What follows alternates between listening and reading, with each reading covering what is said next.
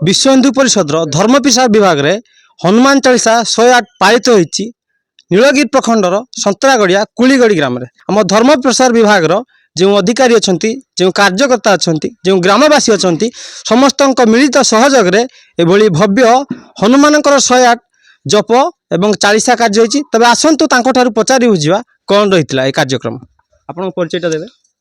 मु बलभद्र सतपथी विश्व हिंदू परिषद धर्म प्रसार विभाग।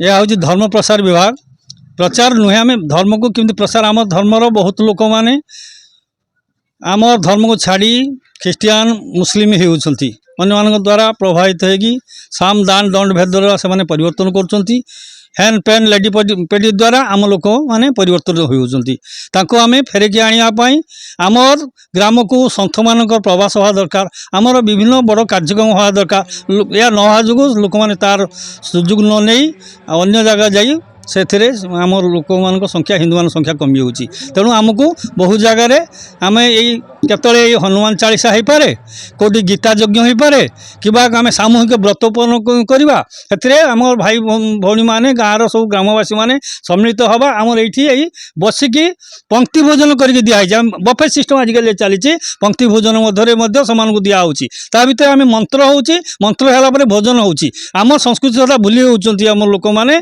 गाँव को भाट आसुना भिकारी आसुना हाँ बरं से जगार से जा पहुँचती हाँ गोटे गोटे चर्च रे से आमरी ढांचा हरे कृष्ण हरिनाम स्वर से ख्रीस्टान धर्म प्रचार कर तेणु आम मान को आम धर्म को रक्षा करने आम विभिन्न आम राम नाम कृष्ण नाम आम जन्माष्टमी पर विभिन्न प्रकार कार्यक्रम रामनवमी पर विभिन्न समय आम विभिन्न कार्यक्रम कर आम लोक मान जागृत करने को आम लोक मान आम संपर्क करुचु सत्संग करोचु कौच ओडिशा स्तर को पुणी आम बालेश्वर जिला स्तर को विभिन्न जगह प्रखंड स्तर को आसूची अल्प दिन मध्य 15-20 दिन मध्य पुणी ये पाखे बड़गड़िया पाखापाखि से गोटे हम विभिन्न अंचल आम मानक लोक सम्मिलित करुचु। आज आम पिला माने जुहार भूलिए बापा माँ जुहार भूलिगले मंदिर को आसवा ना से सब जिन आम निजर खाद्य मुढ़ी भात से भूलिगले समस्त पाखे मैगी आम से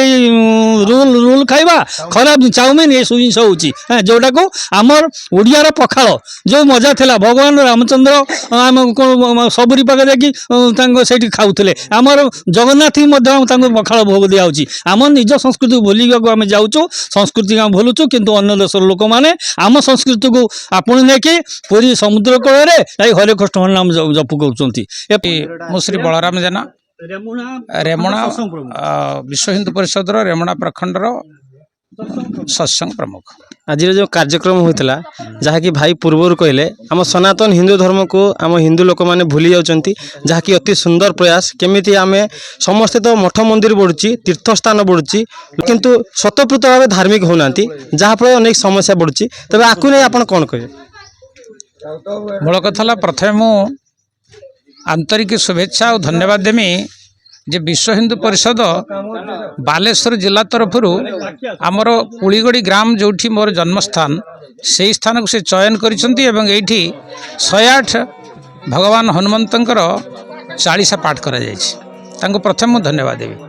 द्वितीय तांकर जो प्रयास ता मूल जो मूल लक्ष्य होची कौन धर्म तो उत्थान निश्चय समस्ते धर्म पई चिंता करुचंती धर्म पई कार्य करुचंती किंतु या मूल गोटे बड़ उद्देश्य अच्छी राष्ट्रर कल्याण आम देशर कल्याण देश जदि न रहिबो राज्य रहिबो नहीं राज्य न रहिले ग्राम रहिबो नहीं कि कौन से सत्ता मध्य आम रहिबो नहीं तेणु राष्ट्र कल्याण केमिति हेबो आम समस्त एक हेले जेते धार्मिक संगठन अच्छी भारत वर्ष में बर्तमान सब विच्छिन्नवादी होती सब अलग अलग स्तर चलुँच लक्ष्य जदि गोटे स्तर गोटे स्थल किंतु तांकर धाराटा भिन्न भिन्न स्तर से जाऊँ धार्मिक संगठन जिते सब अच्छा ये समस्त धार्मिक संगठन एक हूँ एक हला परे आमर भारतीय हिंदू संस्कृति सत्य सनातन हिंदू धर्म बंचिबो नले धीरे धीरे ये अनुष्ठान भारतीय संस्कृति और धर्म आस्ते आस्ते बुड़ी जावाक बसिलानी कारण आमर संस्कृति इंग्रेज माने आमर संस्कृति को कुठारघात करुचंती इंग्रेज मानकर जो संस्कृति अपसंस्कृति पाश्चात्य संस्कृति भारत वर्ष में पशि जाइकी आमर भारतीय हिंदू सनातन हिंदू धर्म को गिली देवाक बसिलानी ভিତରେ ରାଷ୍ଟ୍ର କଲ୍ୟାଣର ଭାବନା ଯଦି ଜାଗରଣ କରିଦେଇ ପାରିଲେ ତାହେଲେ ସେଇଟା ବହୁତ ମହତ୍ୱପୂର୍ଣ୍ଣ କାମ ହେବ। କାରଣ ହନୁମାନଙ୍କ ପାଖରେ ସେଇ ପ୍ରକାର ଶକ୍ତି ଅଛି। ହନୁମାନଙ୍କ ମନ୍ଦିର ଯେତିକି ଅଛି ରାମଚନ୍ଦ୍ରଙ୍କ ମନ୍ଦିର ସେତିକି ନାହିଁ। ରାମଚନ୍ଦ୍ର ହନୁମାନଙ୍କୁ ନେଇକି ଧର୍ମର ସ୍ଥାପନ କରିଥିଲେ। ତେଣୁ ସେଇ ହନୁମାନ ଆଜି ଏଇ ବିପନ୍ନ ହେଉଥିବା ଭାରତବର୍ଷ କ'ଣ ସମଗ୍ର ବିଶ୍ୱ ଧର୍ମର ଯେଉଁ ବିପନ୍ନ ହେଉଛି ସେ ବିପନ୍ନକୁ ଉଦ୍ଧାର କରି ଆମ ସଂସ୍କୃତିକୁ ପୁଣି ଆଉ ଥରେ ପୁନରୁତ୍ଥାନ କରିବେ, ଏତିକି ପ୍ରୟାସ ରଖିଛନ୍ତି। ଧନ୍ୟବାଦ ସମସ୍ତେ। ତେବେ ଆମ ସହିତ ଅଛନ୍ତି ସନ୍ଥ ଦିବାକର ଗିରି ମହାରାଜ, ସିଏ କିଛି ତାଙ୍କର ବକ୍ତବ୍ୟ ଦିଅନ୍ତୁ। ଓଁ ନମୋ ନାରାୟଣ।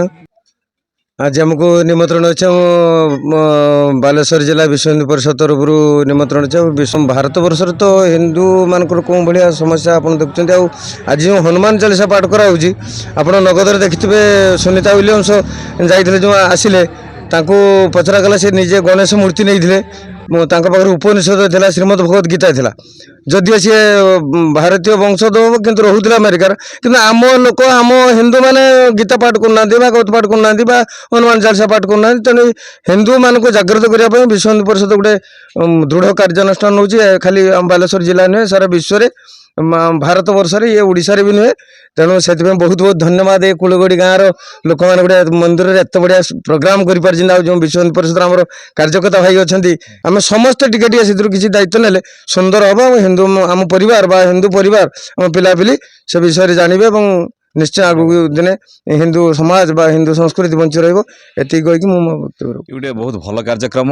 ଏଇଟା ବି ବହୁତ ପୂର୍ବରୁ ବି ଆମର ଯେଉଁ ମଣିଭଦ୍ର ଭାଇ ଅଛନ୍ତି, ଆମ ମଙ୍ଗୁ ସାର୍ ଅଛନ୍ତି, ଆଉ ବିଜୟ ଭାଇ ଅଛନ୍ତି, ଏମାନେ ଆଜି ନୁହେଁ ବହୁତ ବର୍ଷ ପୂର୍ବରୁ ବି କରୁଛନ୍ତି। ମୁଁ ବି ଯେତେବେଳେ ଛୋଟ ଥିଲି ସେ ମଣି ଭାଇ ସାଙ୍ଗରେ ମୁଁ ବହୁତ ଦିନରୁ ଜଡ଼ିତ।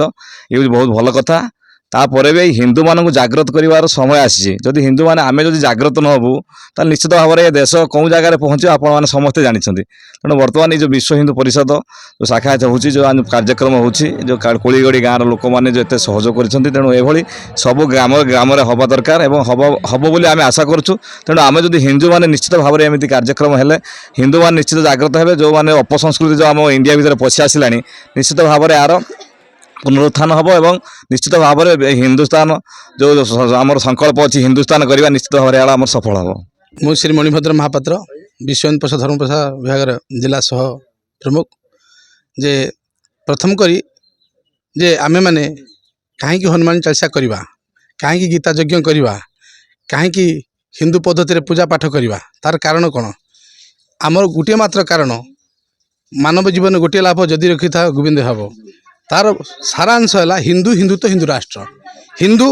ମୁଁ ହିନ୍ଦୁତ୍ୱକୁ ଜାଗ୍ରତ କରିବି ଆଉ ହିନ୍ଦୁ ରାଷ୍ଟ୍ର କରିବି। ଆମର ଗୋଟିଏ ଲକ୍ଷ୍ୟ, ତନମନ ଧର୍ମପୂର୍ବକ ସାରା ହିନ୍ଦୁ ସମୁଦାୟ ହିନ୍ଦୁ ଏ ସଂସାରରେ ଯେତେ ହିନ୍ଦୁ ଅଛନ୍ତି, ଭାରତବର୍ଷରୁ ତାର ପ୍ରାଚୀନ ନାମ ହିନ୍ଦୁ ରାଷ୍ଟ୍ରକୁ ଫେରି ଆଣିବା ଦରକାର। ଆଜି ଯେଉଁ ପ୍ରକାର ଆମମାନଙ୍କୁ ଆକ୍ରମଣ କରାହେଉଛି, ଏଇ 2-3 ଦିନ ତଳେ ଯେ ସେବାଟେ ଆମର ତଳବାଟେ ନ୍ୟାସନାଲ୍ ତଳ ନେଇ ଗୁ ତସ୍କରମାନେ ଗୋରୁ ଗାଡ଼ି ଚୁରେଇକି ନେଉଥିଲେ। ଆମର କିଛି ଗୋଭକ୍ତମାନେ ଆସି ତାକୁ ଅଟକାଇଲେ ଏବଂ ତତ୍କ୍ଷଣାତ୍ ଗୁ ତସ୍କରୀଙ୍କ ଗୁଣ୍ଡାମାନେ ତାଙ୍କୁ ଅସ୍ତ୍ରଶସ୍ତ୍ରରେ ମାରଣାତ୍ମକ ଆକ୍ରମଣ କଲେ ଏବଂ ସେମାନେ ପୁରା ସିରିୟସ୍ ହେଇ ଗାଡ଼ି ଫାଡ଼ି ଛାଡ଼ି ଛୁଆଡ଼ି ପଳେଇଲେ ଏବଂ ତାଙ୍କ ଗାଡ଼ି ଫାଡ଼ି ସବୁ ହାଣିହୁଣା ପକାଇଛନ୍ତି। କିନ୍ତୁ ସରକାର ଏଥିପାଇଁ ନିରବ ଦ୍ରଷ୍ଟା, ସରକାର କୌଣସି ତତ୍ତ୍ୱାବଧାନ ନେଉନାହାନ୍ତି।